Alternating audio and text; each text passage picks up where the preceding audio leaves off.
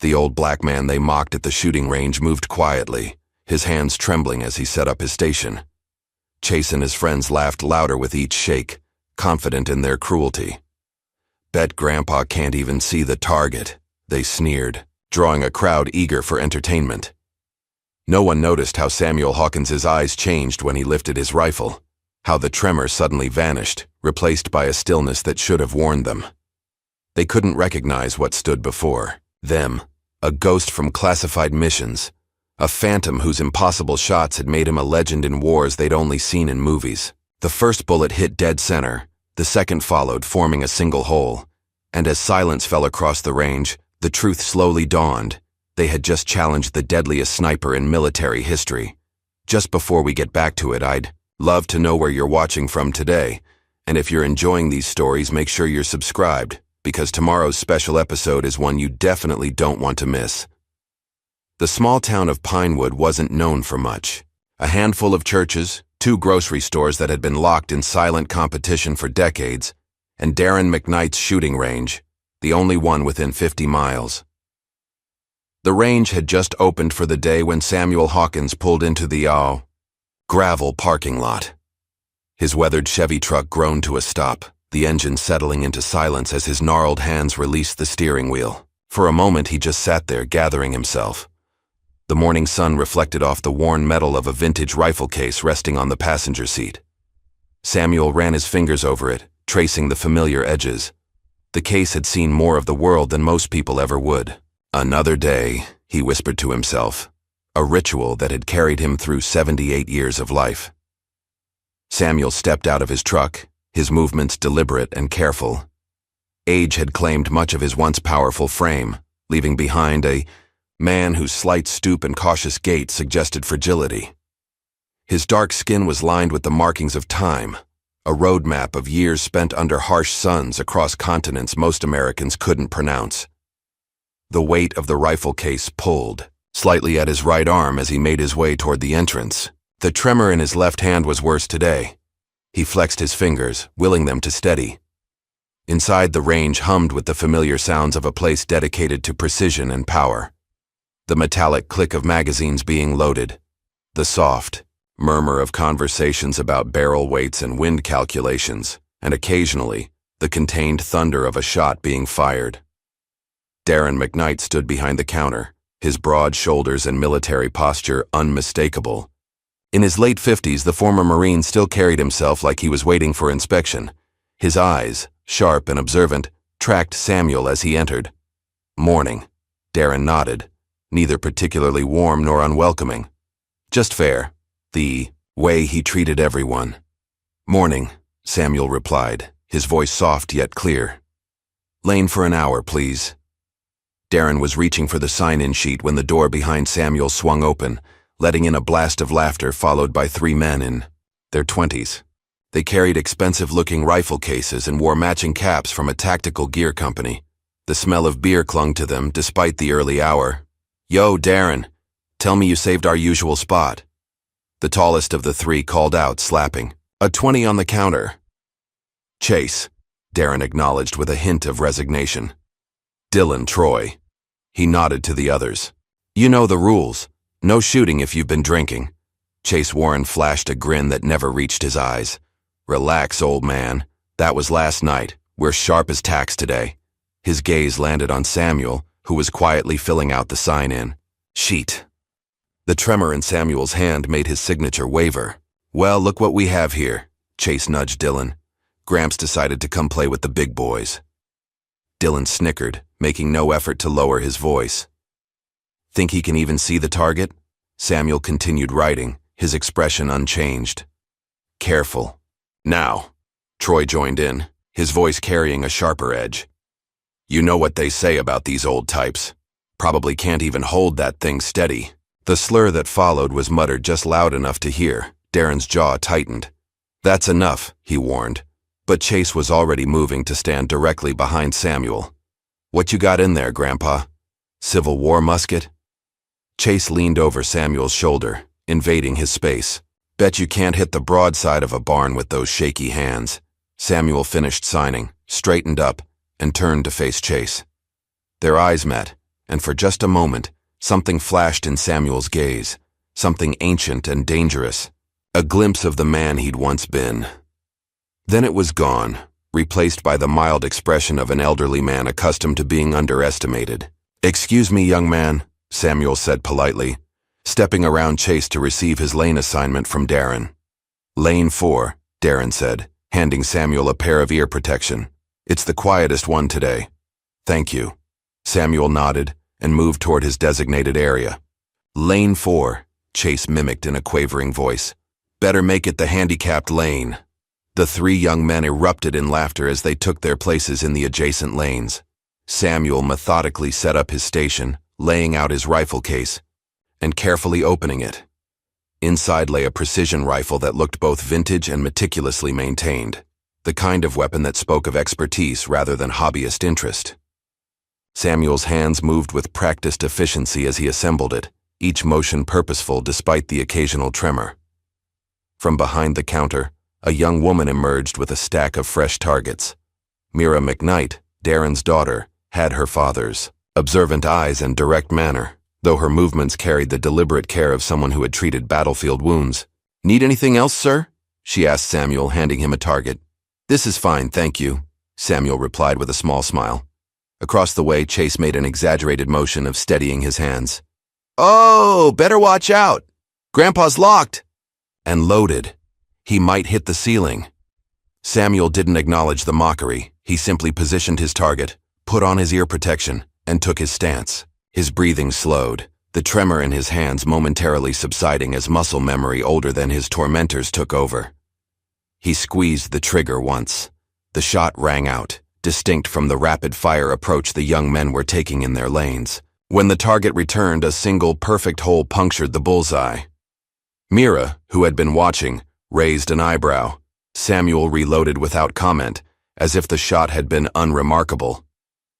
"Lucky," Chase scoffed, noticing the result. "Bet he can't do it twice." Samuel fired again. Another perfect hit, less than a millimeter from the first. Troy lowered his rifle, frowning.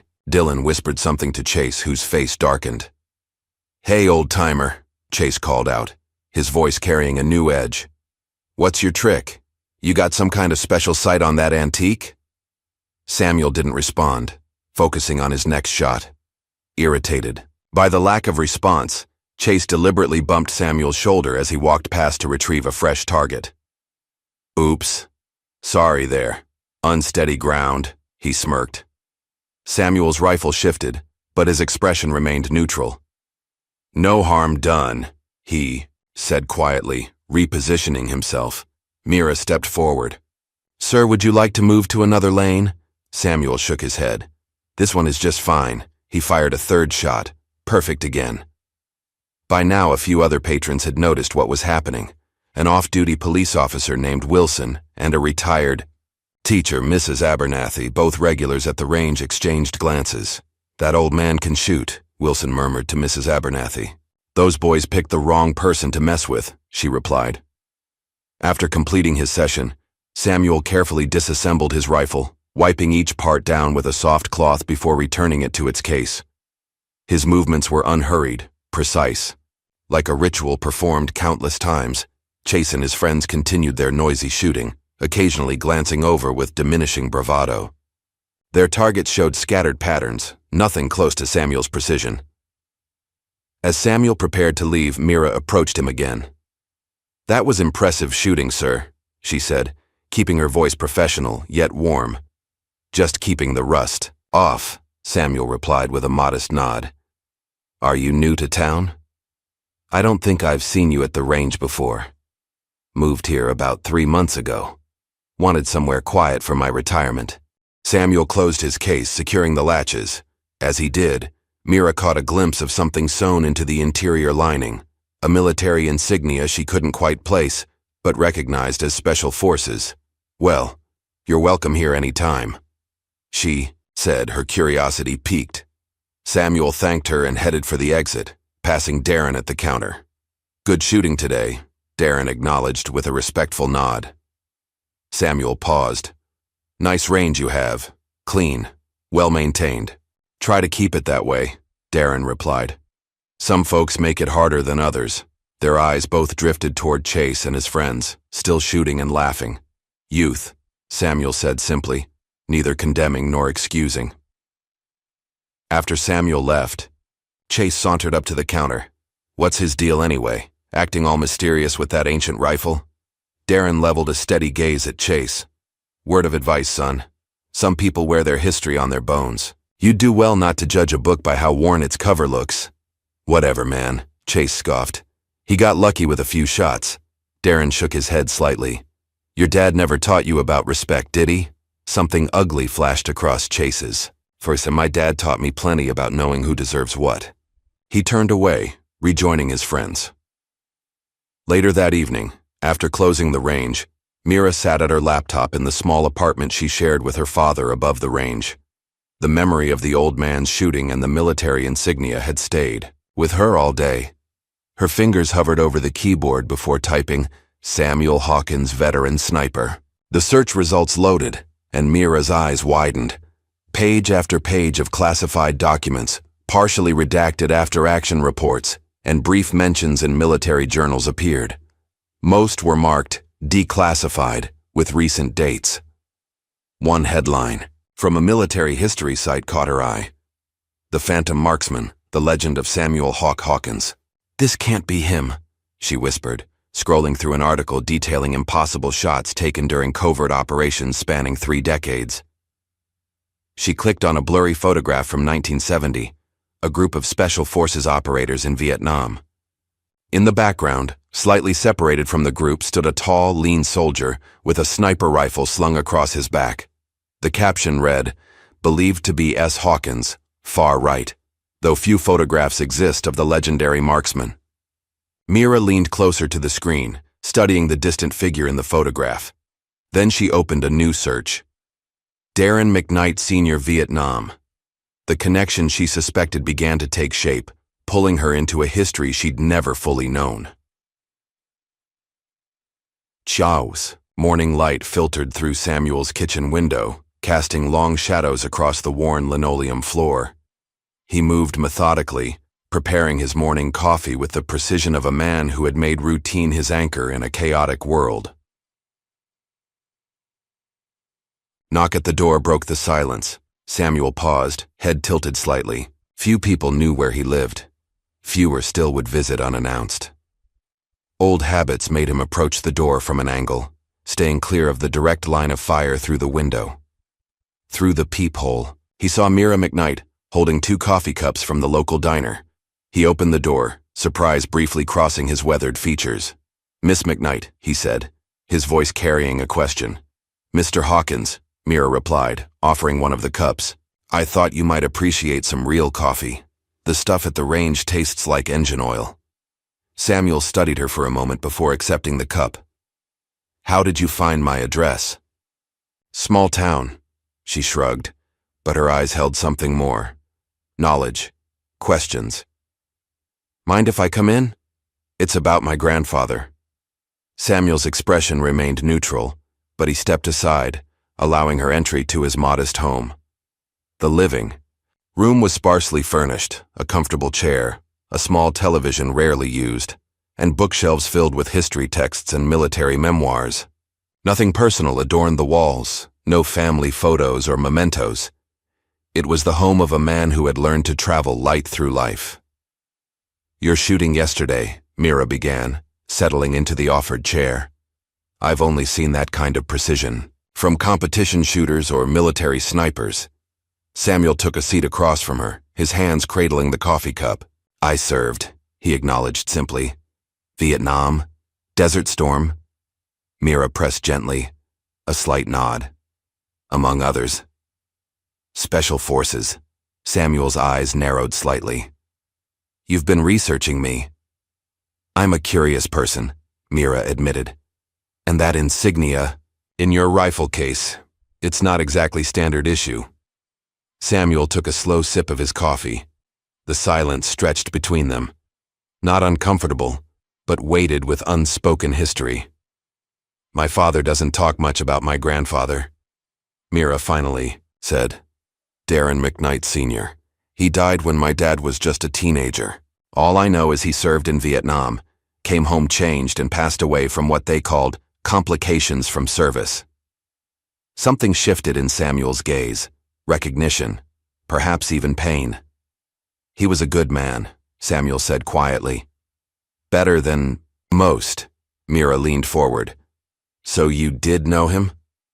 Samuel stood, moving to a bookshelf where he retrieved a wooden box. It was simple but well crafted, with a small brass lock. From his pocket, he produced a key that looked as though it hadn't been used in years. Your father, Samuel said, unlocking the box, has his father's eyes. Same way of standing too. Weight on the balls of his feet, ready to move.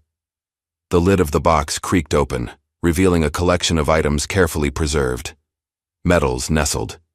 In velvet, folded papers with official seals, photographs in protective sleeves. Samuel selected one photo and handed it to Mira. It showed a much younger Samuel, his posture military straight, pinning a medal on another soldier.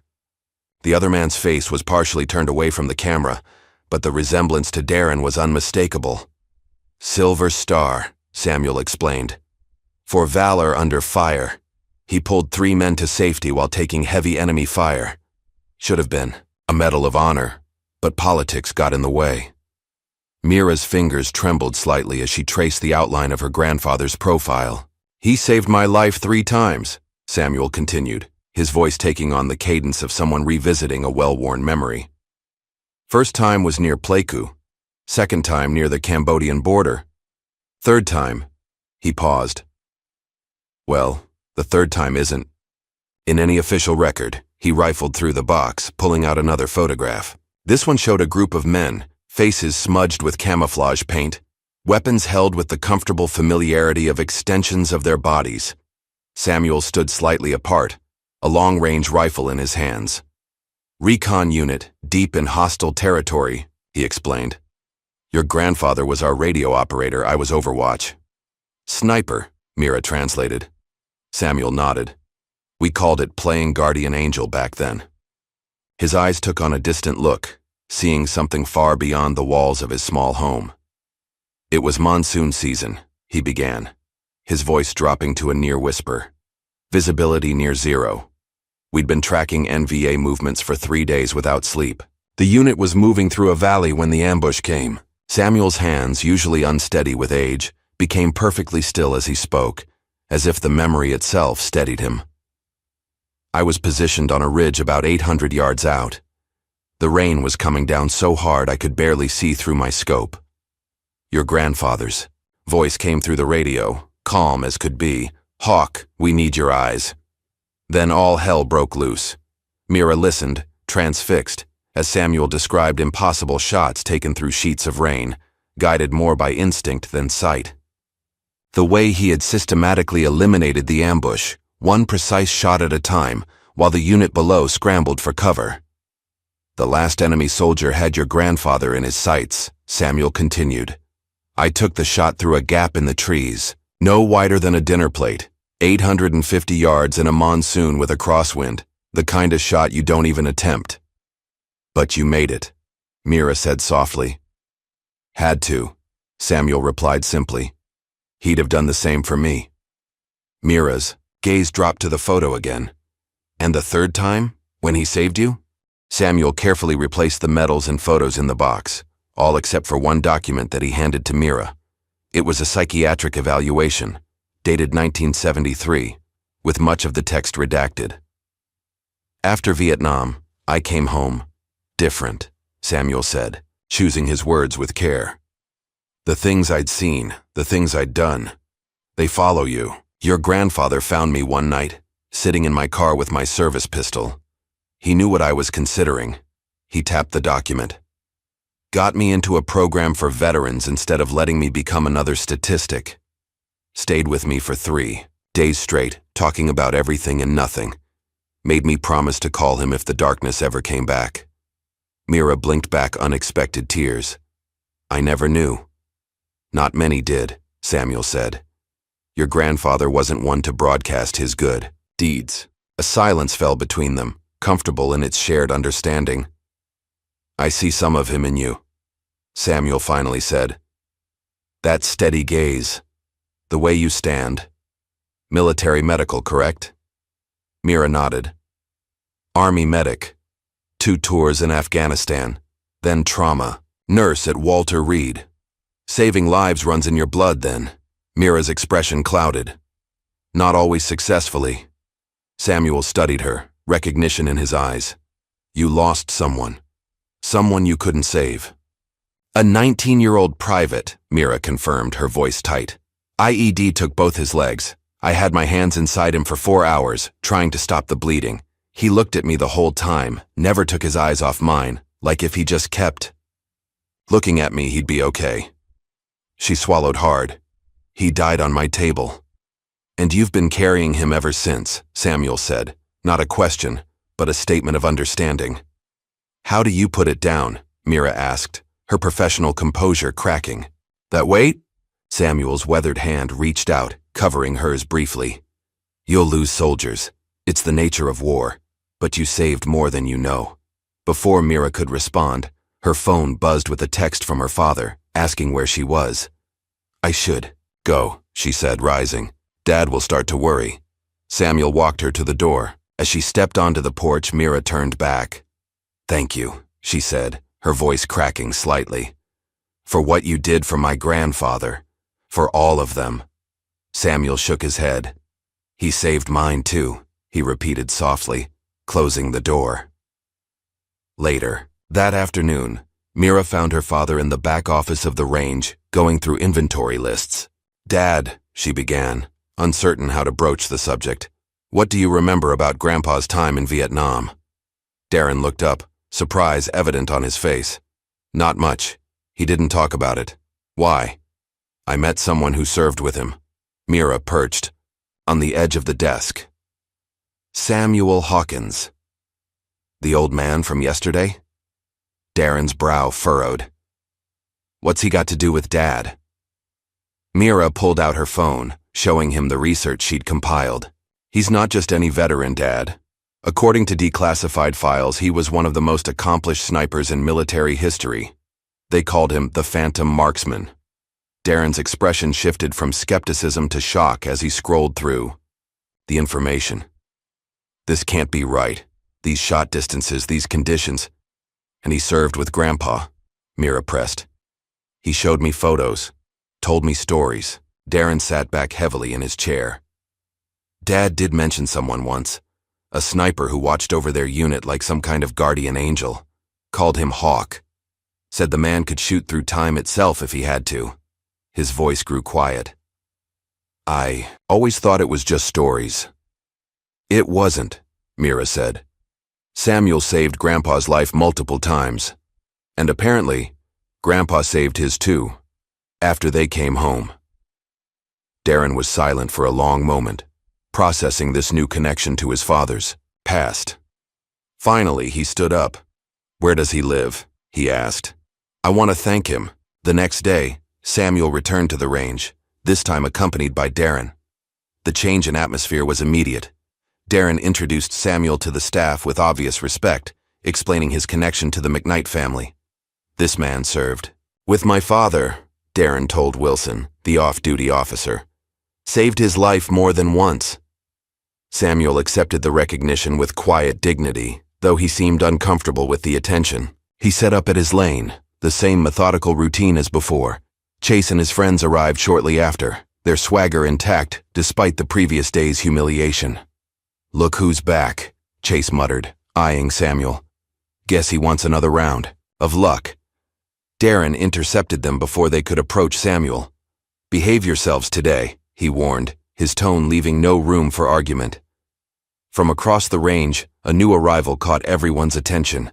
A woman in her mid-30s with a camera bag slung over one shoulder surveyed the space with sharp, analytical eyes. Can I help you? Mira asked, approaching her. I hope so, the woman replied, offering her hand.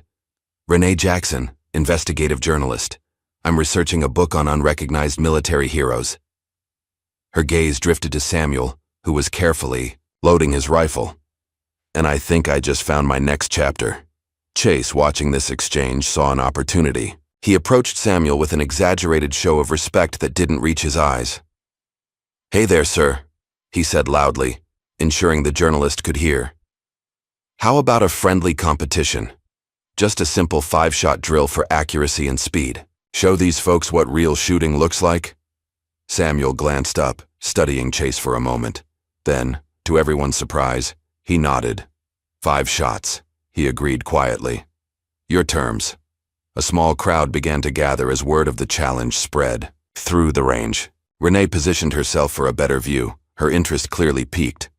As Darren set up the competition targets, Mira moved to Samuel's side. "You don't have to do this," she said quietly. Samuel checked his rifle's scope with practiced precision.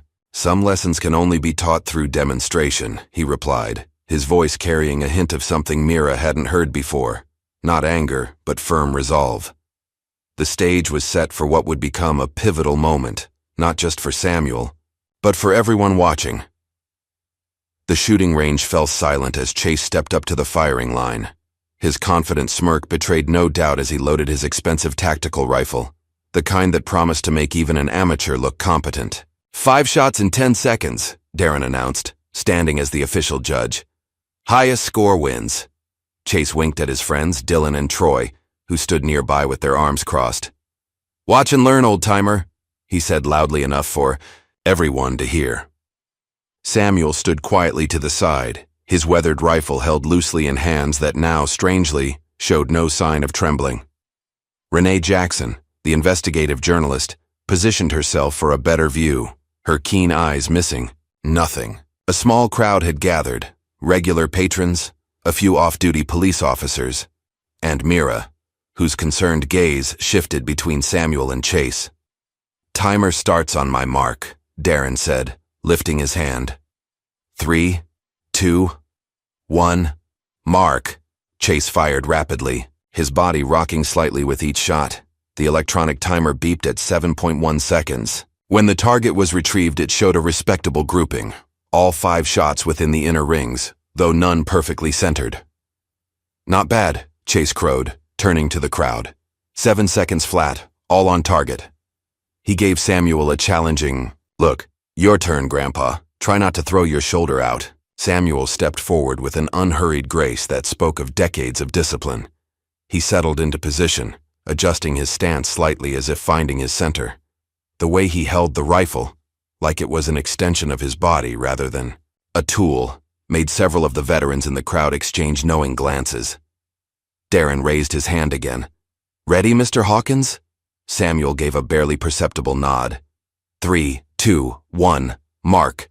5 shots rang out in such rapid succession they seemed almost a single sound, yet each was distinct, controlled. The timer beeped at 5.2 seconds.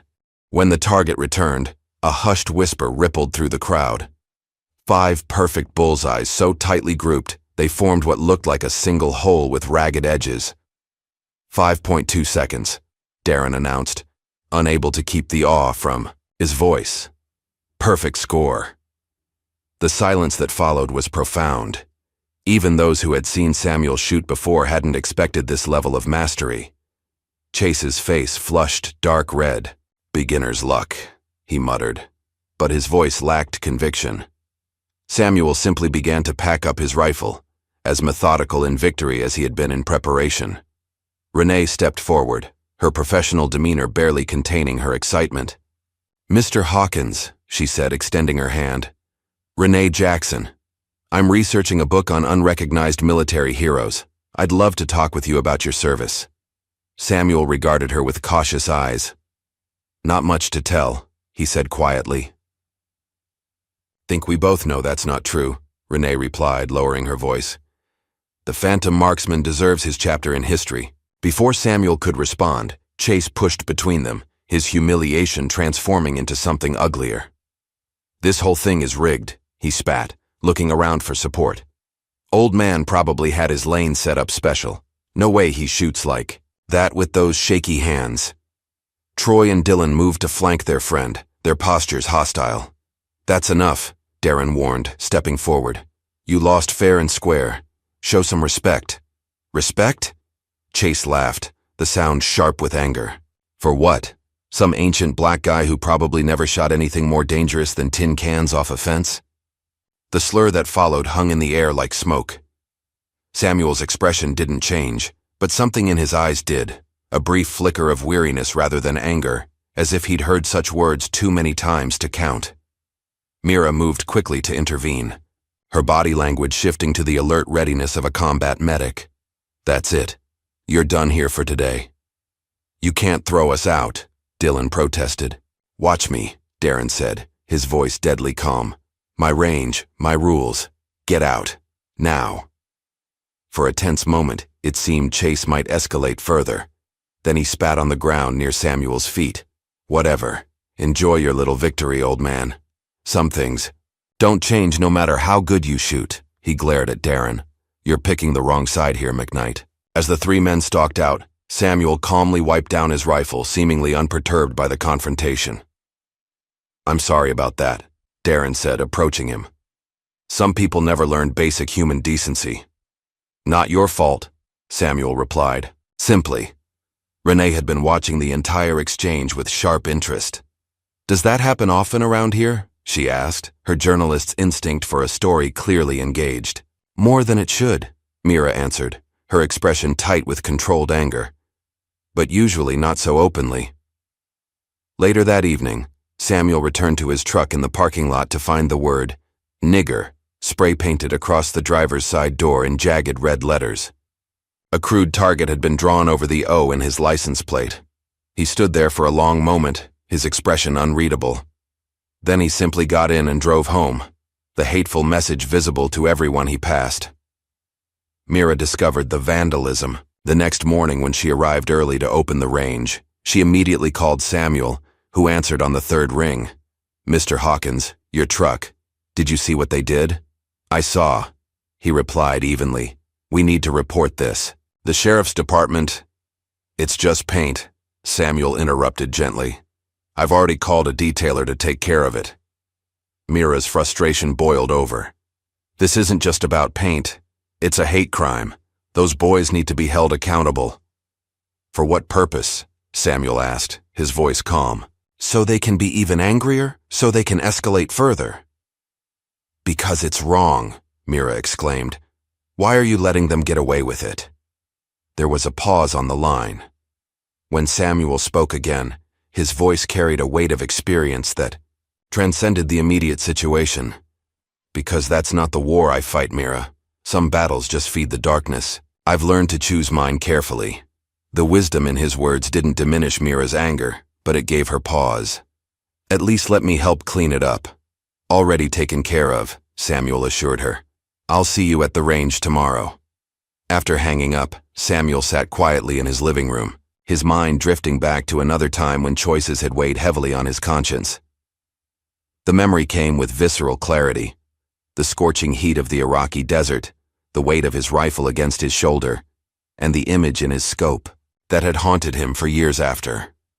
The boy couldn't have been more than 12, his small frame nearly buckling under the weight of the explosive vest strapped to his chest. Through his scope, Samuel could see the fear in the child's eyes, the reluctance in each step as he approached the American convoy stopped at a checkpoint.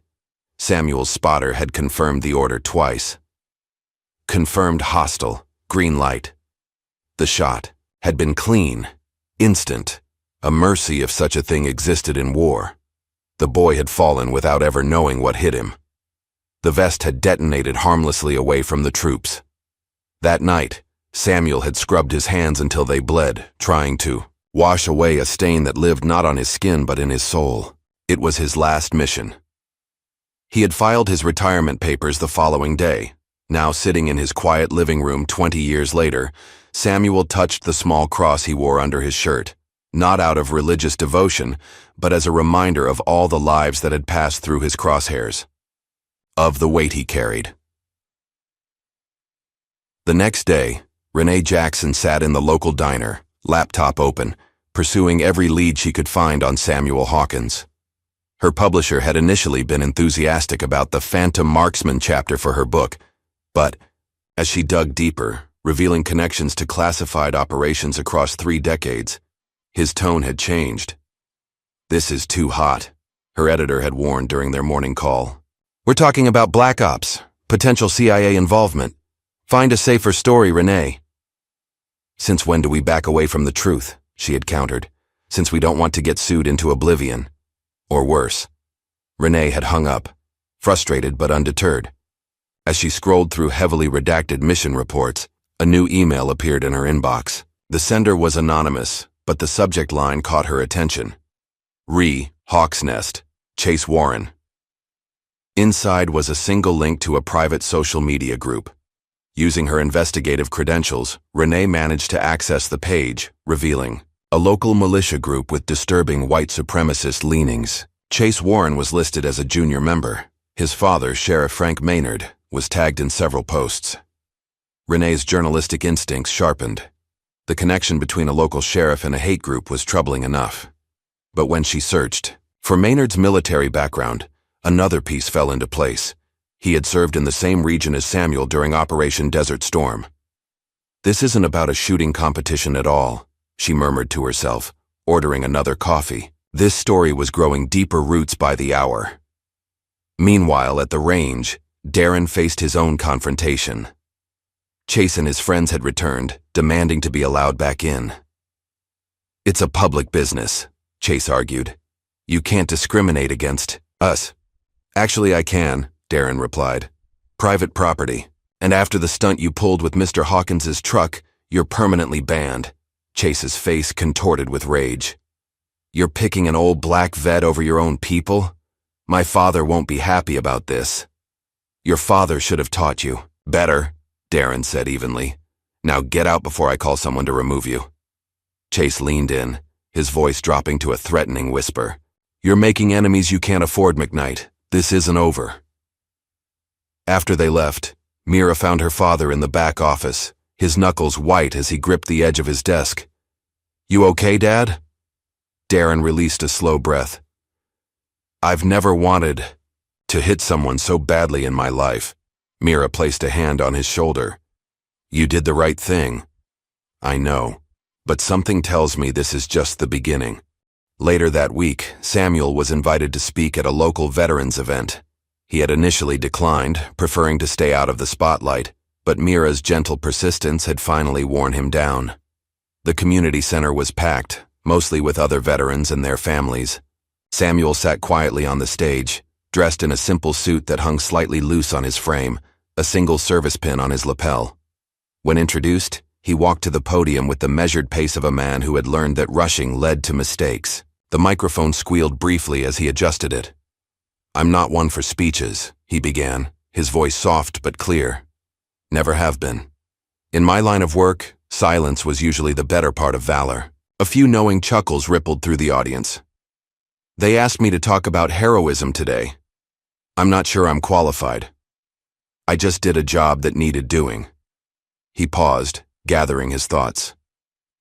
But I've been thinking a lot about what we carry, home from war. The room grew still, veteran faces nodding in silent understanding. We all come back with invisible luggage, Samuel continued. Some call it PTSD, some call it the weight of memory. Whatever name you give it, it's heavy, and it's private. But that doesn't mean we have to carry it alone. His gaze found Mira. In the audience, a silent acknowledgement passing between them. The real battle starts when you come home. When you have to remember how to live in a world that doesn't understand what you've seen, what you've done. That's the war that never really ends. Samuel's hands rested lightly on the podium, steady now, as if the very act of speaking these truths had temporarily lifted the tremor that usually plagued him. I've been carrying my war for over 50 years now.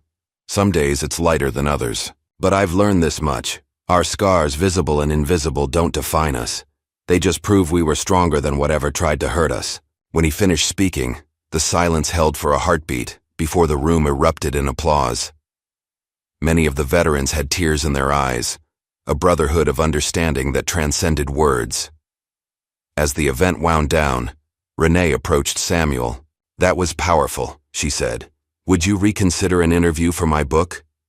Before Samuel could answer, Mira rushed over, her face tight with concern. Dad just called. Someone tampered with my car. The brake line was cut.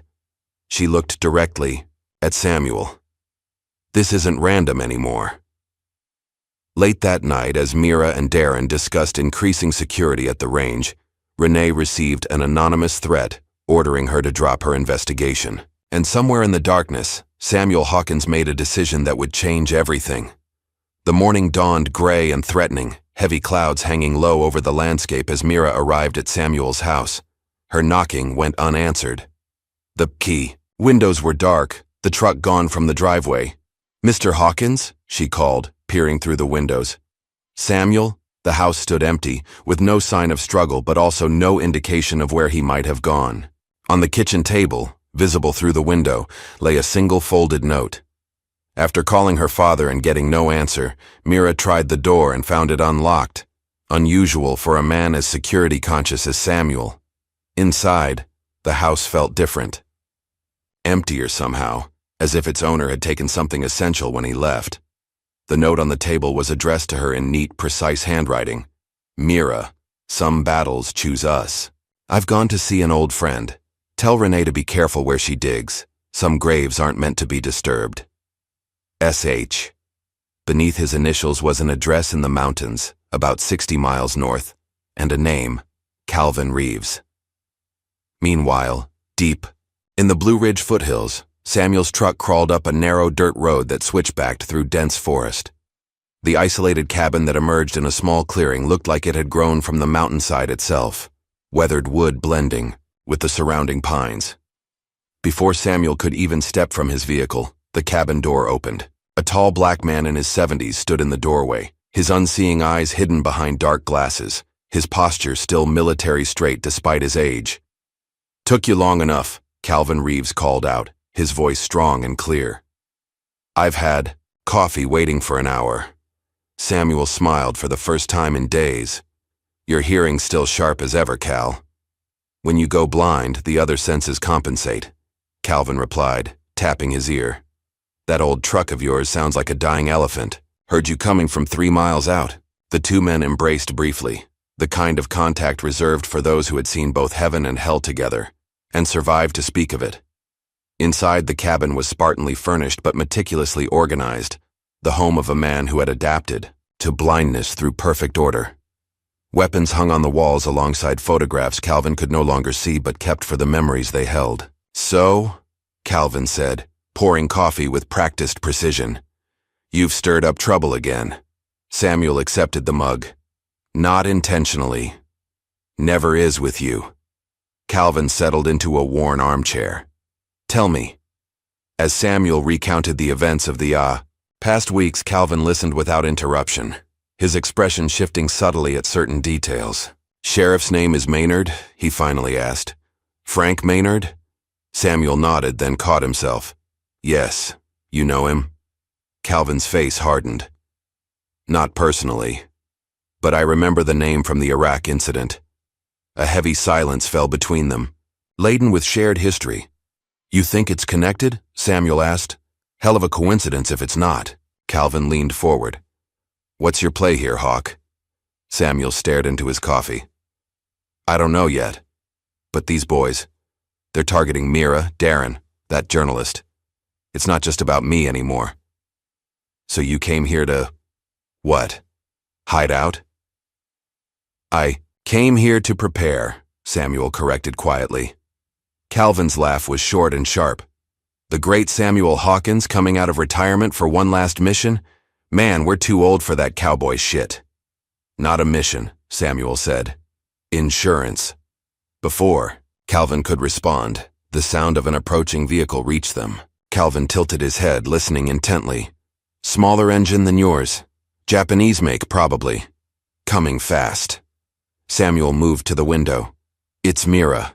Mira's car skidded to a stop beside Samuel's truck, and she emerged looking both relieved and furious. "You disappear without a word?" she demanded as Samuel opened the door. "After what happened to my car?" "I left a note," Samuel replied calmly. "A cryptic note. I thought—" She stopped, emotion threatening to overtake her. "I thought something had happened to you." Calvin appeared behind Samuel. "The lady's got a point, Hawk. Dramatic exits were never your strong suit." "Hawk?" Mira echoed, looking between them. "Is that what they called you?" Among other things, Calvin replied with a grin. Calvin Reeves, former Sergeant Special Forces. I was this stubborn man's spotter for 15 years. As Mira joined them inside, the dynamic shifted to something easier. Calvin's presence bringing out a side of Samuel she hadn't seen before. More relaxed, occasionally even humorous in a dry, understated way. Over lunch, Calvin told stories of their missions, carefully edited for security but vivid in detail. This man, Calvin said, gesturing toward Samuel, once made a shot during a sandstorm that the ballistics experts later said was mathematically impossible. 2 miles out, 50-mile-per-hour crosswinds, hit the target dead center. Samuel shook his head. It was 1 mile, and the wind was gusty, not steady. Made it easier. Modest as always, Calvin snorted. Tell her about Tehran. That's still classified, Samuel muttered. Mira studied the two men, seeing the deep bond forged in danger and absolute trust. How did you become a spotter? She asked Calvin. I had the eyes for it, he replied. 2010 vision back then. Could spot a mosquito on an elephant's ass, at 1,000 yards. His smile faded slightly. Ironic that I ended up blind, isn't it? Ambush in Fallujah, Samuel explained quietly. Flash grenade at close range, burned his retinas. Best thing that ever happened to me, Calvin countered. Got me out before I ended up making one mistake too many. Got me my disability check, my cabin, and my peace and quiet. He turned toward Samuel with unerring accuracy. Something this fool has never learned to accept. As afternoon faded toward evening, the conversation turned more serious. Mira described the vandalism, the cut, brake line, the escalating threats. This isn't just harassment anymore, she concluded. They're dangerous. They always were, Samuel said. The hate just makes it visible now. Calvin had grown increasingly pensive. There's something you're not seeing, Hawk. The timing, the personal nature of it. This isn't just about some racist punks at a shooting range. Samuel nodded slowly. I've been thinking the same thing. Mira looked between them. What do you mean? Samuel exchanged a meaningful glance with Calvin before responding.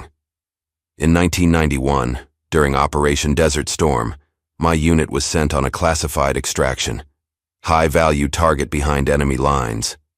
It went bad, Calvin continued. Real bad. Someone sold us out. We lost 3 good men, Samuel said, his voice tight with old anger. The official report blamed faulty intelligence, but we knew better. Someone in our own chain of command had deliberately sent us into a trap. Calvin leaned forward.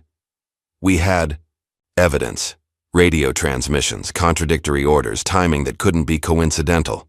But when we tried to push for an investigation, they buried it, Samuel finished, along with our dead. The officers involved were quietly reassigned. One of them was a lieutenant named Franklin Maynard. Mira's eyes widened. Chase's father?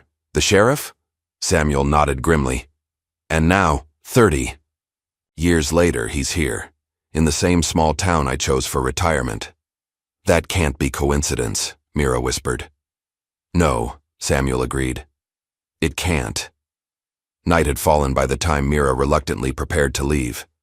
What are you going to do? She asked Samuel at the door.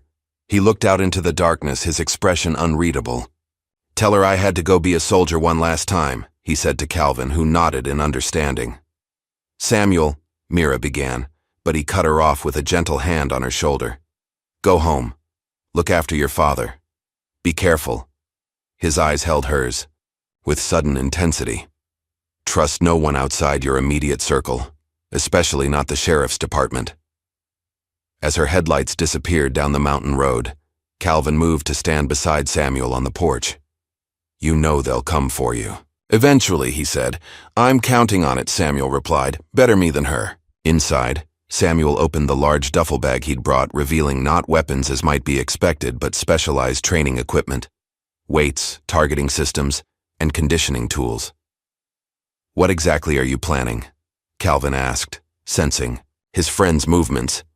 Samuel began assembling a complex targeting mechanism with practiced hands. Not war, just enough readiness to keep them safe.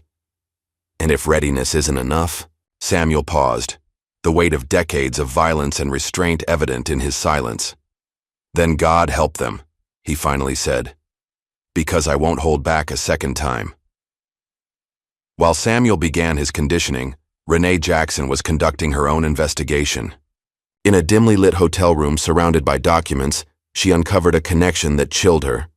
Sheriff Maynard's military file contained a disciplinary note referencing the same operation Samuel had been part of, though all details were heavily redacted.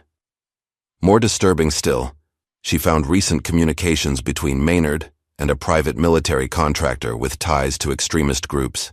The timing coincided perfectly with Samuel's arrival in town. "This isn't random harassment," she murmured, arranging the evidence. "This is a coordinated campaign to silence him before he can expose something." Her phone rang, her editor again, more insistent this time. "Drop the story, Renee. We've received threats, serious ones. That just tells me I'm onto something important," she countered. "It's not worth your life," he argued. Renee glanced at the photo of Samuel receiving a classified commendation, his face young, but his eyes already old. "Some stories are," she replied, and hung up. Back at the range, Darren discovered that his security system had been disabled overnight. Nothing was stolen, but he found a single shell casing placed precisely in the center of his desk, a .308 caliber, the same type used by military snipers. The message was clear: "We can get to you any time." Instead of intimidating him, the threat only strengthened his resolve. He called in favors from former Marine buddies, quietly arranging additional security. Unaware of these developments, Chase and his friends were making plans of their own. In the back room of a local bar, they huddled around a table with two older men with military bearing. "Dad says it's time to shut this down for good," Chase told them, his voice tight with anticipation. "The old man knows too much. And now he's got that journalist digging around." One of the men, a hard-faced former soldier with a prosthetic hand, nodded grimly. "We'll handle the journalist. You focus on getting the girl." "Mira?" Chase asked, surprised. "What's she got to do with this?" "Leverage," the man replied simply. "Everyone has a weakness, even legends." As dawn broke over the mountains the next day, Samuel stood at the edge of Calvin's property, rifle in hand. Despite his age, his posture was perfect, his breathing controlled. He sighted on a series of small targets Calvin had helped him set up at varying distances, from 300 to 1,000 yards. One by one, he hit each target dead center, the shots echoing through the valley like thunder from another time. Calvin sat on the porch, listening to each report with expert ears. "You're breathing still off on the long shots," he called out. "You're rushing the exhale." Samuel adjusted, taking the next shot at the farthest target. The sound that came back was the clean ping of a perfect hit. "Better," Calvin acknowledged. "But you're still favoring your right side. Age or injury?" "Both," Samuel admitted, lowering the rifle. "Shrapnel from Kandahar never fully healed." Calvin nodded thoughtfully. "You can't outshoot time, Hawk, you know that." "I don't need to," Samuel replied, reloading methodically. "I just need to stay sharp enough." "For what's coming?" Samuel gazed out at the distant targets, his expression hardening with resolve. "For what's already here." Miles away, Mira received an urgent text message that appeared to be from Samuel. "Meet me at the range tonight, 9 p.m. Come alone. Critical information." She read it twice, a sense of unease growing within her. Something about the wording felt wrong. Samuel had never texted her before, preferring calls or in-person conversations. Suspicious, she called the number, but it went straight to voicemail. She tried Samuel's actual number next. No answer there either. Following her instincts, she called Renee. "Did you get a message from Samuel today?" "No," Renee replied, her voice instantly alert. "Why?" Mira explained the text, her concern evident. "Don't go," Renee said immediately. "It's not from him. It's a trap." As darkness fell, multiple vehicles converged on the isolated shooting range. Mira's car, driven cautiously with her father. Beside her, Renee's rental, approaching from the opposite direction, and two unmarked SUVs carrying Chase, his friends, and their older military companions. Watching it all from a hilltop half a mile away, Samuel Hawkins adjusted his thermal scope, his weathered face illuminated by the faint green glow. Beside him lay the tools of a trade he had hoped never to practice again. "I see you," he whispered, tracking the movement below with the calm detachment of a man who had once been death's quiet ambassador. "And this time, you won't even hear me coming." The shooting range stood silent under the moonlight, its metal frames and target stands casting long shadows across the concrete floor. Mira stepped carefully through the unlocked front gate, her phone's flashlight cutting a narrow beam through the darkness. "Samuel?" she called out, her voice echoing against the empty stalls. "Are you here?" Despite Renee's warning, she had come, not out of naivety, but prepared. Her father waited in a hidden position outside with a hunting rifle, while Renee was parked down the road, ready to call for backup. Mira moved toward the main building, every sense heightened. The familiar space felt alien in the darkness, transformed into something threatening. When the power suddenly cut out, plunging her phone's flashlight into the only remaining light source, her suspicions were confirmed. "I know this is a trap," she called out steadily. "Whoever's here, you should know. I'm not alone." Laughter echoed from the shadows near the equipment room. Three figures emerged, wearing tactical gear and face coverings, but Mira immediately recognized Chase's distinctive swagger. "Smart girl," Chase said, pulling down his mask with a smirk. "But not smart enough." He gestured vaguely toward the perimeter. "Your dad's already been taken care of." Mira's heart dropped, but she kept her expression neutral, years of combat zone experience helping her maintain composure. "What do you want, Chase?" "Originally, just to teach that old man a lesson about respect." Chase stepped closer, his face twisted with malice. "But now we're cleaning up loose ends." Dylan and Troy flanked him, their stances betraying military training that seemed at odds with their youth. Mira realized they weren't just rich kids playing soldier, they had actual training. "This isn't about the shooting competition," Mira said, playing for time while scanning for escape routes. "What did Samuel do to you? Or was it to your father?" Chase's smile faltered. "You don't know anything." "I know more than you think," Mira countered. "About Iraq, about the betrayal, about what your father did." Chase raised his pistol, aiming it directly at her. "You shouldn't have picked his side," he snarled. Mira tensed, preparing to dive for cover, when a sharp crack split the air. Chase's gun shattered in his hand, fragments of metal scattering across the concrete as he screamed in pain and surprise. A voice echoed through the range's PA system, calm and measured. "Drop your weapons. You're surrounded. This is your only warning." Dylan panicked, bolting toward the side fence. Another shot rang out, destroying the padlock and chain that would have allowed his escape. Troy reached for his phone, only to have it shot out of his hand with surgical precision. "What the hell?" Chase gasped, clutching his bleeding hand. "Who's out there?" A series of smoke grenades detonated around the perimeter, filling the range with swirling gray fog. Through this artificial mist, a figure appeared. Samuel Hawkins, moving with a fluid grace that belied his age, rifle slung across his back. "Didn't your fathers teach you better?" His voice carried a quiet authority that seemed to physically push the younger men back. "You're supposed to be up north," Chase spat. "We tracked your phone." "You tracked a phone," Samuel corrected mildly. "An amateur mistake."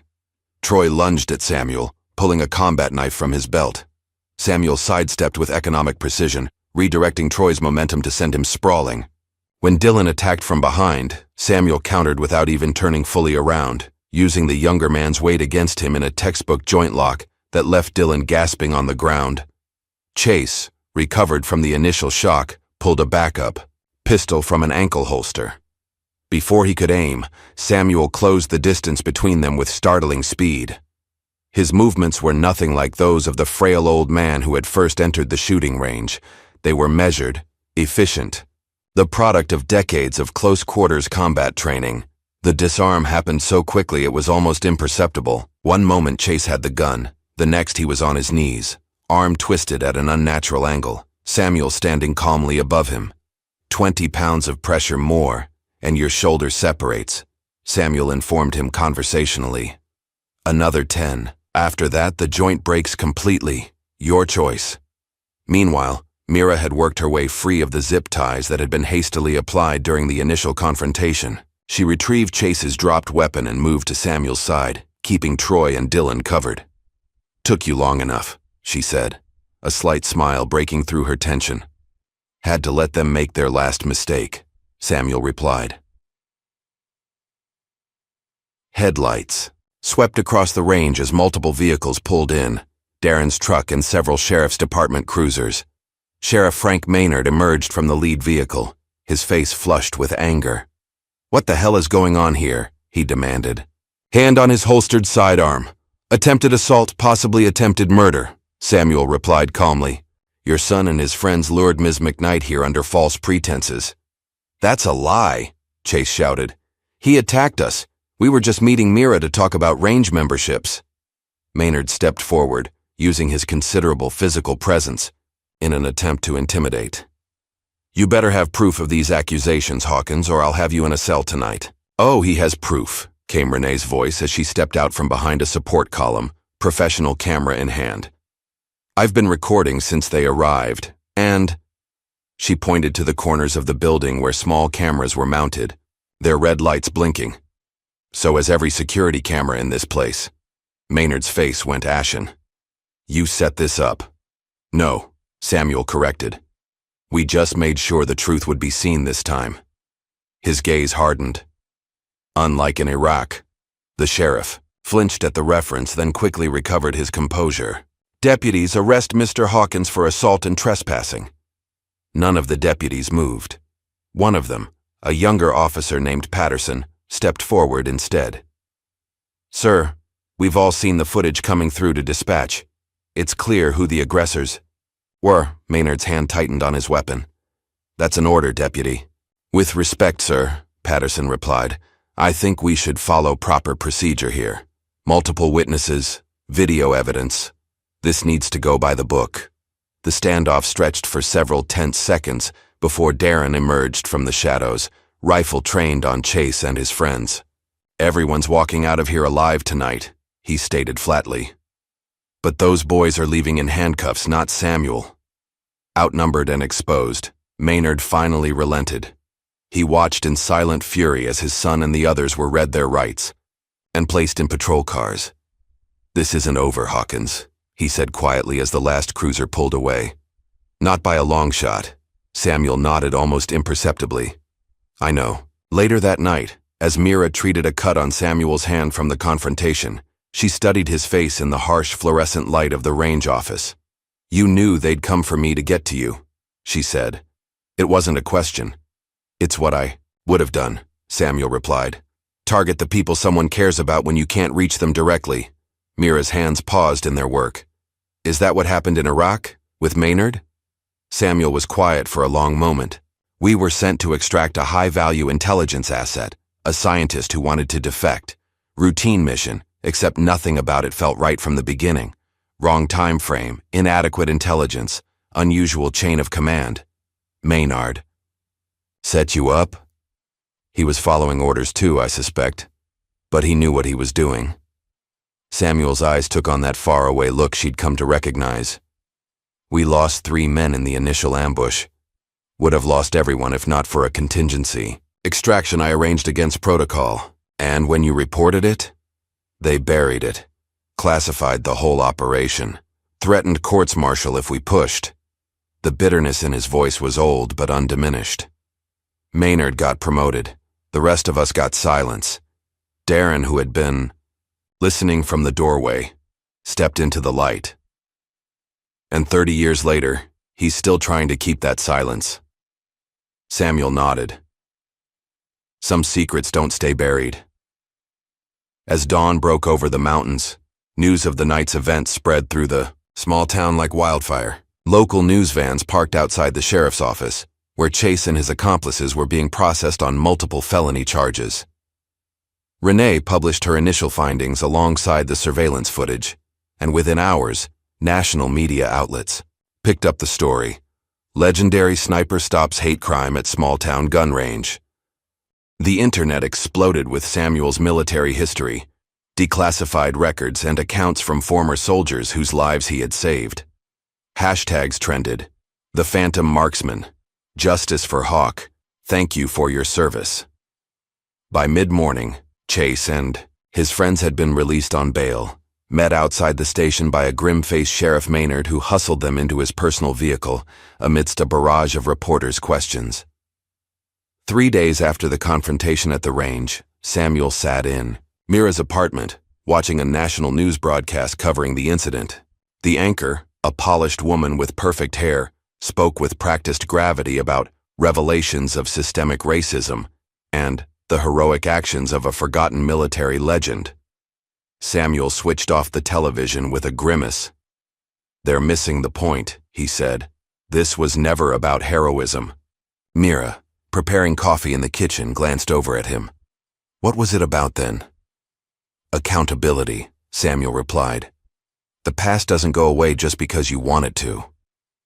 The media storm had transformed their quiet town into the epicenter of a national conversation about racism, military cover-ups, and the treatment of veterans. Samuel's phone rang constantly with interview requests, which he consistently declined. Renee, however, embraced the spotlight, using it to shine a light on the deeper story. Her investigation had expanded beyond the local incident to the military operation in Iraq that connected Samuel and Maynard. With each new article, more pressure mounted on the Department of Defense to unseal records from the mission. That afternoon, a black SUV with government plates parked outside Samuel's modest home. 2 men in crisp suits emerged, one carrying a leather portfolio stamped with official insignia. "Mr. Hawkins," the taller man greeted when Samuel opened the door. "I'm Special Agent Thomas from the Department of Defense Inspector General's office. We'd like to speak with you about Operation Sandviper." Samuel's expression remained neutral, but a slight tension in his shoulders betrayed his surprise at hearing the operation's codename after so many years. 30 years late, he observed. "But come in." Inside, the agents laid out documents on Samuel's kitchen table, many still bearing classified stamps that had been freshly crossed out with declassified markers. In light of recent events and media scrutiny, the Secretary has authorized a full review of the 1991 incident, Agent Thomas explained. "We're reopening the investigation into the compromised extraction." Samuel studied the documents without touching them. "Why now?" "Officially, new evidence has emerged." The agent's expression suggested there was more to it. "Unofficially, no. One wants to be on the wrong side of this story. The optics are problematic." "Optics," Samuel repeated, the word bitter in his mouth. 3 good men died, my entire team was nearly wiped out, and now, after 30 years, someone's worried about optics? The second agent, who had remained silent until now, leaned forward. "Mr. Hawkins, we understand your frustration, but this is an opportunity to set the record straight. Sheriff Maynard and several others connected to the operation are being investigated for conspiracy, obstruction of justice, and potentially treason." Samuel's gaze sharpened. "Treason?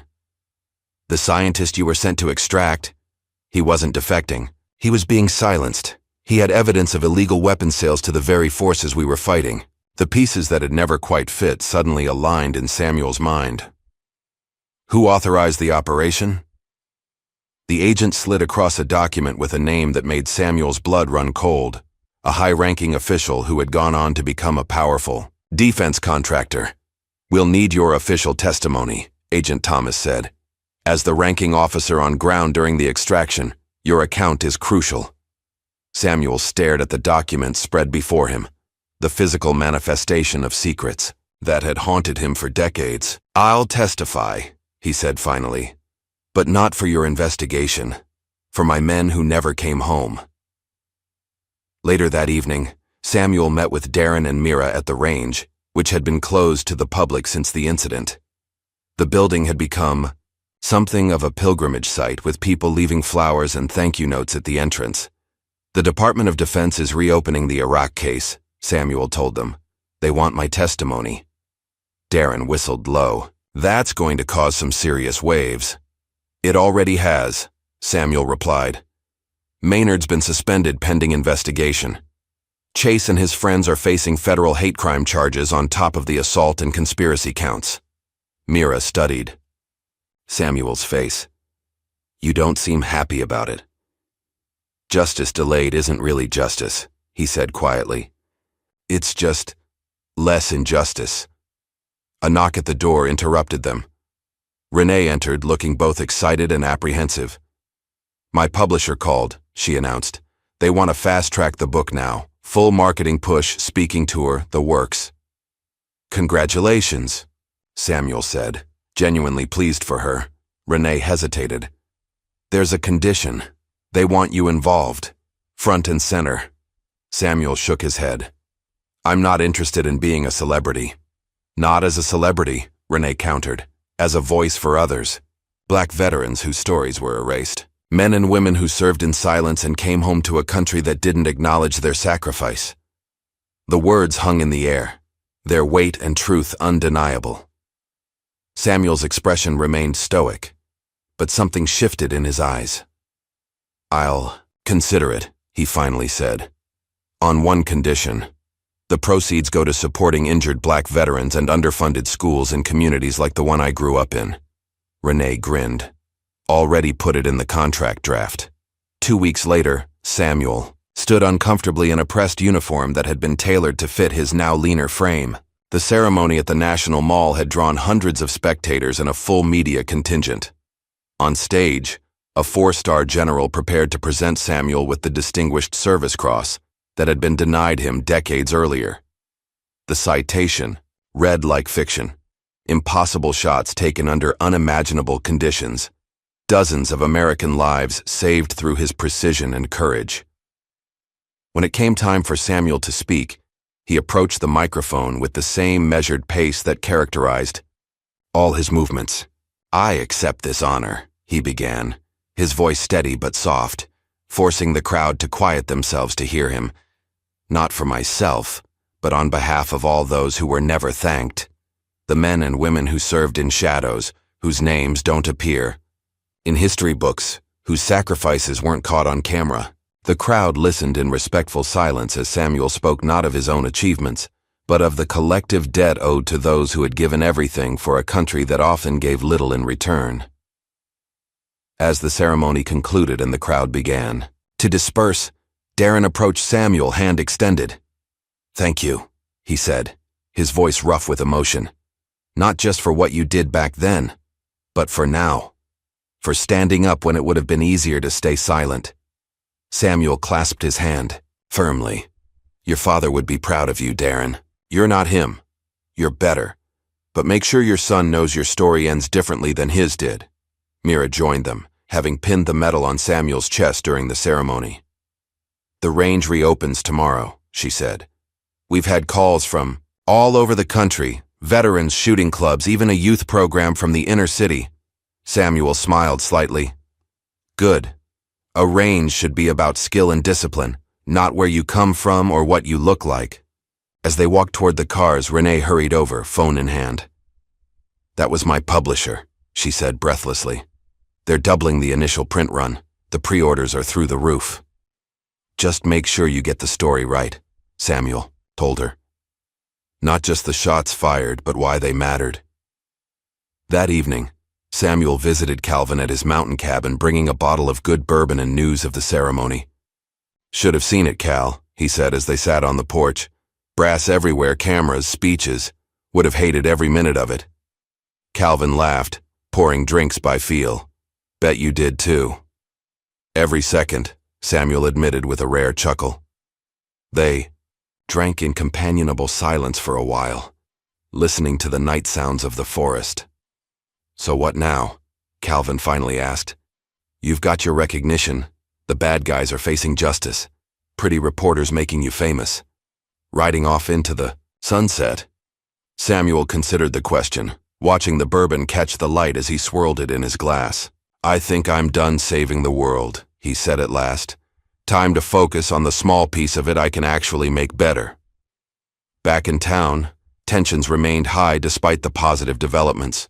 A group of local residents had organized a protest, demanding Sheriff Maynard's permanent removal, while others defended him as a victim of political correctness gone mad. The range had become symbolic in ways neither Samuel nor Darren had intended, a battleground in a larger cultural war. But amidst the controversy, something unexpected was happening. New faces were appearing at the range: Black, Latino, Asian, people who had never felt welcome before. Mira observed this shift with cautious optimism. "It's a start," she told her father as they prepared to reopen. "Not a solution, but a start." Unnoticed by the McKnights, a man in a tailored suit watched the range from a parked car across the street. He spoke quietly into a secure phone. "He settled back into civilian life," the man reported. "But the skill set is still there." Reaction time slightly diminished, but judgment and precision actually improved. He listened to instructions from the other end, then nodded. "Understood. We'll wait for now, but keep the file active. He may have one more mission in him yet." As dusk fell across the town, Samuel stood at his kitchen window, watching the sunset paint the sky in brilliant oranges and purples.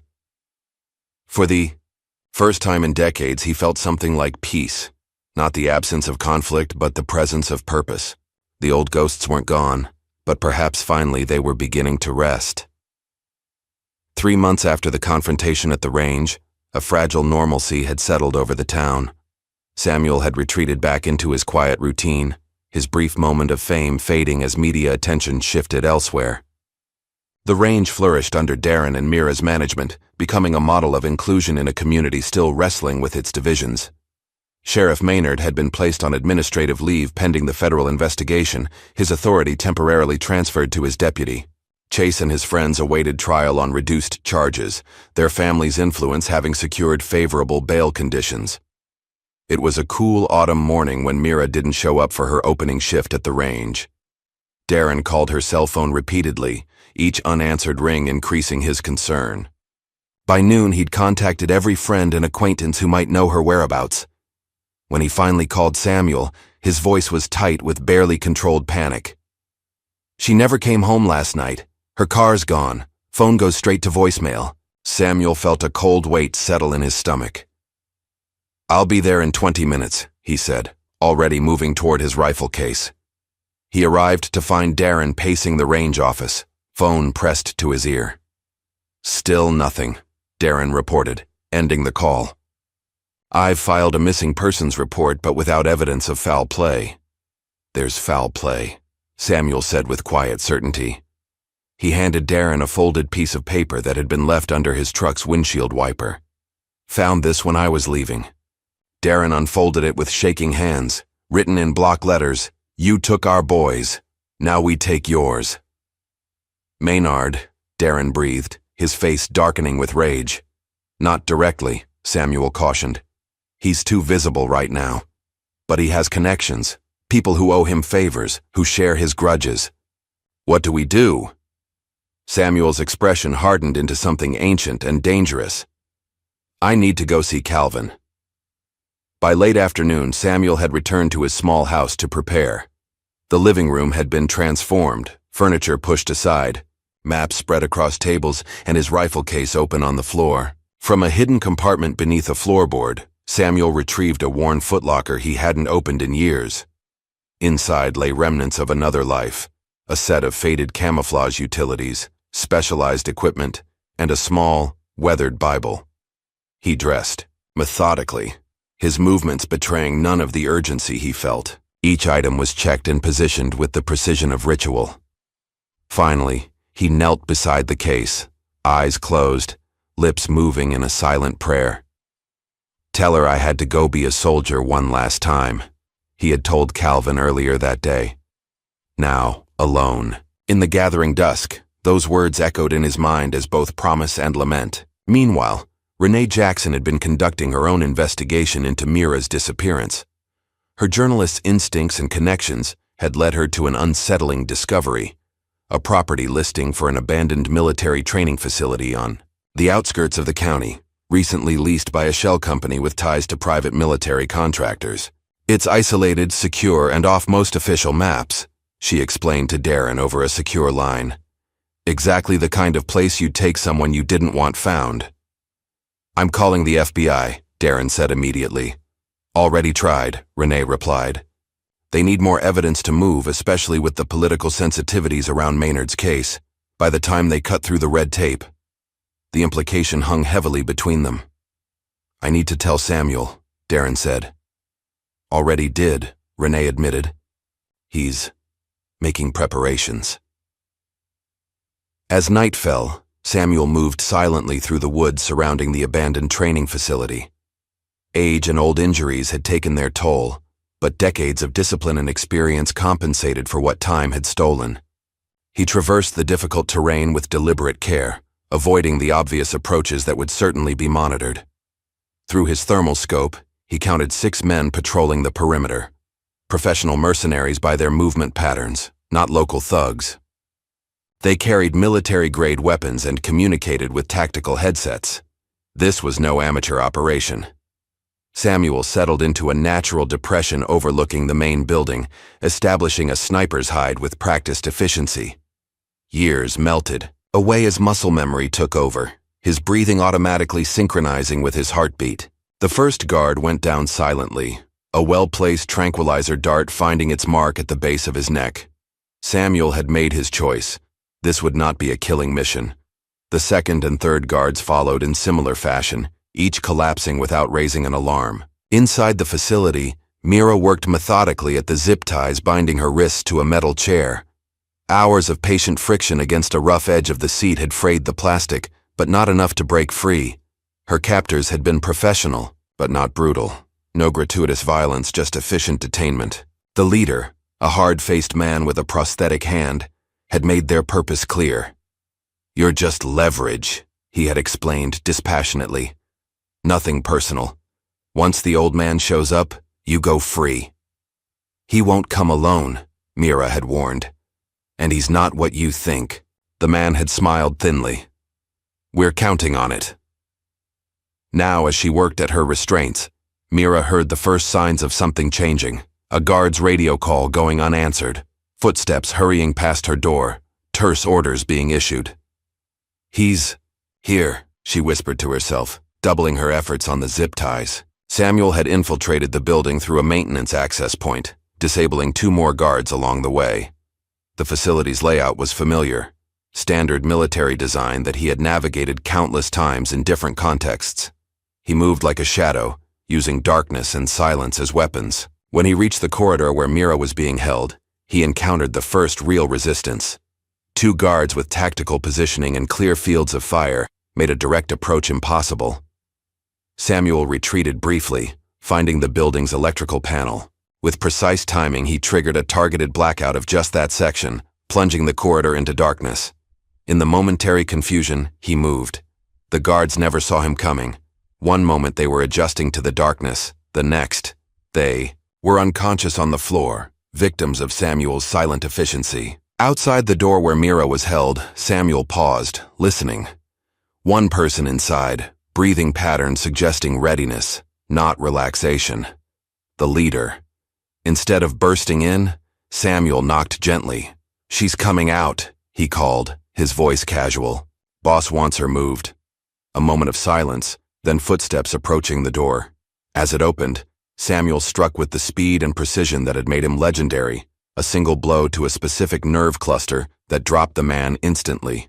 Mira looked up in shock as Samuel entered, his familiar face a stark contrast to the tactical gear and focused intensity of his bearing. Took you long enough, she said, managing a small smile despite her situation. Had to let them make their last mistake, Samuel replied, producing a knife to cut her restraints. Once freed, Mira immediately moved to a defensive position, years of military training taking over. How many? 6 outside, 4 inside. All neutralized, non-lethally. She nodded her approval. Exit strategy? Samuel handed her a backup weapon. Northwest corner, through the maintenance tunnel. Renee is waiting with a vehicle a half-mile out. As they prepared to move, the leader began to stir. Samuel knelt beside him, applying just enough pressure to keep him immobilized. Who hired you? He asked quietly. The man's eyes darted away. Job came through usual channels, private contract. Maynard? A hesitation, then a slight nod. Indirectly, through an intermediary. Samuel studied him for a moment. You have a choice now. This can end here, or it can follow you for the rest of your life. Your call. Something in Samuel's tone, not a threat, but absolute certainty, reached through the man's professional detachment. There's a laptop in the office, he said finally. Contract details, payment trail, everything. Password is Sierra Echo, Victor Echo, November. Samuel committed it to memory, with a nod. Make better choices next time, he advised, before rendering the man unconscious again with a precise strike. As they made their way through the darkened facility, Mira touched Samuel's arm. How did you find me so quickly? Samuel's expression softened briefly. I've been tracking high-value targets across hostile territory for longer than you've been alive. Finding someone I care about? That's just coming home. They retrieved the laptop and continued toward the exit point. As they neared the tunnel entrance, headlights swept across the compound. Multiple vehicles approaching rapidly. Reinforcements, Samuel assessed grimly. Change of plan. He guided Mira to a defensive position with good cover and clear sight lines. I'll draw them off. You get to the extraction point. I'm not leaving you, she protested. Not asking, Samuel replied firmly. This isn't your fight. Mira's eyes flashed. It became my fight when they took me to get to you. We go together or not at all. For a brief moment, Samuel saw not just Mira, but echoes of her grandfather. The same stubborn courage, the same loyalty. He nodded once, adjusting his plan. Together then. As the vehicles disgorged armed men, a single shot rang out, taking out the lead vehicle's engine block in a spray of steam and oil. The precision and angle of the shot sent a clear message. A master sniper had them in his sights. Confusion erupted as the men scrambled for cover, uncertain where the shot had come from. Another shot disabled a second vehicle, boxing them in, without harming any personnel. Through their confusion came another vehicle, a sheriff's department cruiser with emergency lights flashing. Deputy Patterson emerged, weapon drawn. Federal agents inbound, he announced through a loudspeaker. Lay down your weapons. This facility is surrounded. It was a bluff, but a well-timed one. Between Samuel's precise shots, Patterson's authoritative presence, and the genuine uncertainty of their situation, the mercenaries made the practical choice. Weapons were lowered, hands raised. From their hidden position, Samuel and Mira watched the surrender unfold. Your friend has good timing, Samuel observed. I called him when they first grabbed me, Mira explained. Managed to hit emergency dial before they took my phone. Wasn't sure if it connected. Samuel allowed himself a small smile. Always have a backup plan. As they finally made their way to Renee's waiting vehicle, Samuel glanced back at the facility, now swarming with local law enforcement. A chapter was ending, but the story wasn't over yet. One last shot, he murmured to himself. 1 year later, the Hawkins training grounds celebrated its grand opening. The former McKnight shooting range had been completely renovated and expanded, its new mission proclaimed on a bronze plaque by the entrance. Where skill and respect meet, all are welcome. Mira, now the head instructor and co-owner with her father, cut the ceremonial ribbon before a crowd of community members, veterans, and media. The facility had been transformed into both a premier shooting range and a community center offering programs for at-risk youth, veterans with PTSD, and anyone seeking to learn responsible firearms handling. My grandfather believed that the ability to protect others was a sacred trust, Mira told the gathered crowd. Today, we honor that belief by creating a space where everyone can learn, practice, and grow, regardless of background, race, or circumstance. Samuel watched from the sidelines, uncomfortable with attention but proud of what had been accomplished. The events of the previous year had led to significant changes. Sheriff Maynard had been indicted on multiple federal charges, his decades of corruption finally exposed through evidence found on the mercenary leader's laptop. Chase and his friends had received reduced sentences in exchange for testimony against the larger conspiracy, their youth and manipulation by older figures taken into account during sentencing. They were now serving community service hours at veteran support centers, a more productive form of justice than mere punishment. Renee's book, The Phantom Sniper, The Story They Buried, had spent 20 weeks on the New York Times bestseller list. As promised, all proceeds went to supporting Black veterans and underfunded schools. More importantly, it had sparked a congressional investigation into the systematic erasure of Black service members' contributions from official military histories. After the ceremony, Darren approached Samuel with a handshake that turned into an embrace. "Couldn't have done this without you," he said, gesturing to the transformed facility. "You would have found a way," Samuel replied. "You're stubborn like that." Darren chuckled. "Learned from the best. I'm teaching a veteran support group now, helping them process what they brought home with them." "Good," Samuel nodded approvingly. "That's a different kind of marksmanship, hitting the target that really matters." As the crowd dispersed into the new facility for tours and demonstrations, Samuel slipped away quietly. He had found a small lake house 30 miles outside of town, close enough to visit, far enough for the solitude he still craved. His days now had a gentle rhythm, fishing in the early mornings, reading through the key in afternoon, occasionally mentoring a promising young shooter Mira sent his way. The nightmares that had plagued him for decades had not disappeared entirely, but they came less frequently now, with less power to disturb his peace. One crisp autumn day, Calvin came to visit, guided by a new service dog named Scout. They sat on Samuel's dock, fishing lines cast into the still water. "You ever think your story would end like this?" Calvin asked, his face turned toward the warmth of the sun. Samuel considered the question, watching a pair of ospreys circle overhead. "It hasn't ended," he said finally. "Just changed chapters." Calvin nodded thoughtfully. "Fair enough. Better. Chapter, though. Much better," Samuel agreed. Their peaceful reflection was interrupted by the sound of tires on gravel. A government-issue black SUV pulled up to the cabin, and a familiar figure emerged. Agent Thomas from the Department of Defense. "Mr. Hawkins," he called, approaching the dock with a leather portfolio similar to the one he'd brought during their first meeting. "Sorry to disturb you," Samuel sighed, recognizing the look in the agent's eyes. "What is it this time?" "Information has surfaced about an operation you were involved in during the Gulf War, an extraction that went wrong." The agent held out a file marked classified in bold red letters. "We need your expertise." Samuel looked at the file, then back at the placid lake surface. Without a word, he gently pushed the agent's hand away. "I've had enough of killing," he said simply. "Find someone else." Agent Thomas hesitated. "This isn't about killing, Mr. Hawkins. It's about finding the truth. About justice delayed." "Justice delayed is still justice denied," Samuel replied.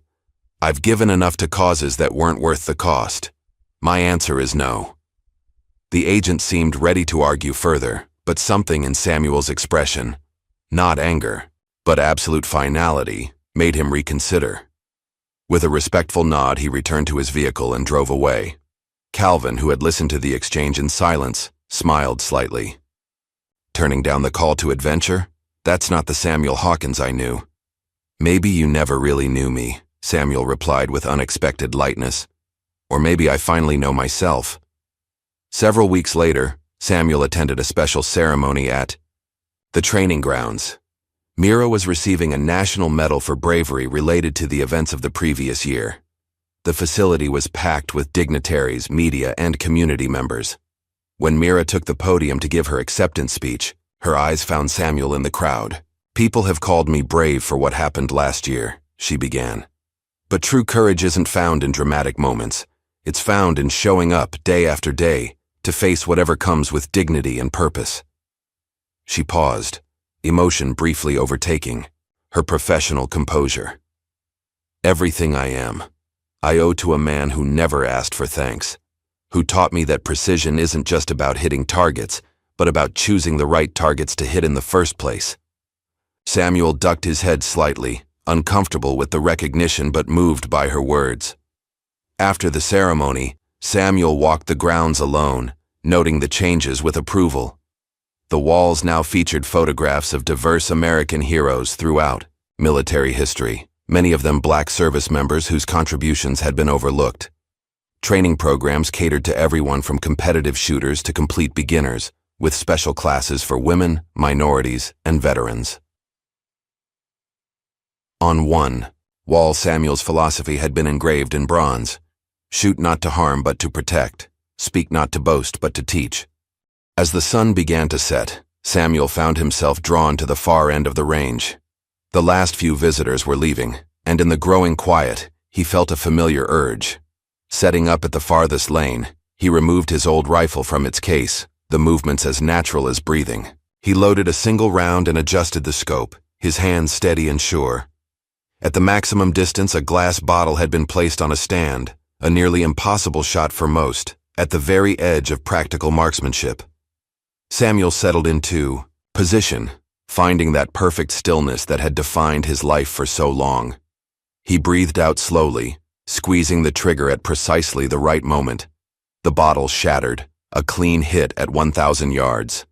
A small smile touched Samuel's lips as the sound of the shot echoed and faded, blending with the wind rustling through the trees. He carefully packed away his rifle, knowing it might be the last time he fired it.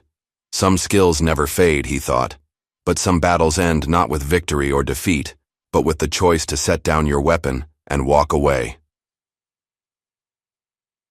As he left the range, a young black girl, no more than 12, watched him with wide, curious eyes. She wore a worn baseball cap similar to his own, and her stance suggested someone already learning to find her center. "Are you him?" she asked boldly. "The sniper they all talk about?" Samuel considered her for a moment, then knelt to meet her, at eye level. "I'm just an old soldier," he said gently, "but I see a future marksman standing right in front of me." He adjusted her cap slightly, the gesture carrying all the weight of passing something precious forward. "Remember," he told her, "the most important shot is always the next one. Make it count." The girl nodded solemnly, understanding something, beyond her years in his words. As Samuel walked toward his truck, the setting sun cast his shadow long across the ground. Not the shadow of a weapon, but of a man who had finally found his peace. The range stood as his legacy, a place where barriers fell and skill alone determined worth, and somewhere in the distance the echo of his last shot continued to ripple outward, touching lives he would never know in ways he could never imagine. The story of the phantom marksman wasn't ending. It was just beginning to be properly told. Have you ever wondered how many legends walk among us, unrecognized until someone pushes them too far? If Samuel's story moved you, hit that like button and subscribe for more tales of hidden heroes who remind us that respect is earned, not demanded.